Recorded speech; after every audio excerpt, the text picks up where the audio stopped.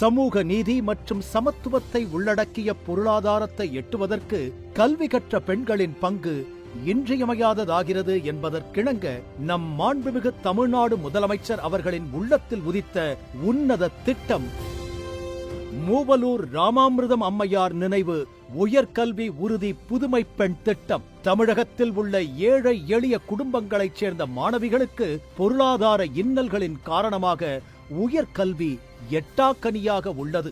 இந்த மாணவிகளின் உயர்கல்வி கனவினை நனவாக்கிடவும் உயர்கல்வியில் பெண்களின் சேர்க்கையை உயர்த்தும் பொருட்டும் சமூக நலன் மற்றும் மகளிர் உரிமைத்துறையின் மூலம் செயல்படுத்தப்படும் மூவலூர் ராமாமிர்தம் அம்மையார் நினைவு உயர்கல்வி உறுதி புதுமை பெண் திட்டத்தின் கீழ் உயர்கல்வி பயிலும் பெண்களுக்கு மாதந்தோறும் ரூபாய் 1000 வழங்கப்படும். இத்திட்டத்தை குறித்த முழு விவரங்களை அறியவும் மாணவியர் விண்ணப்பிக்கவும் penkalvi.tn.gov.in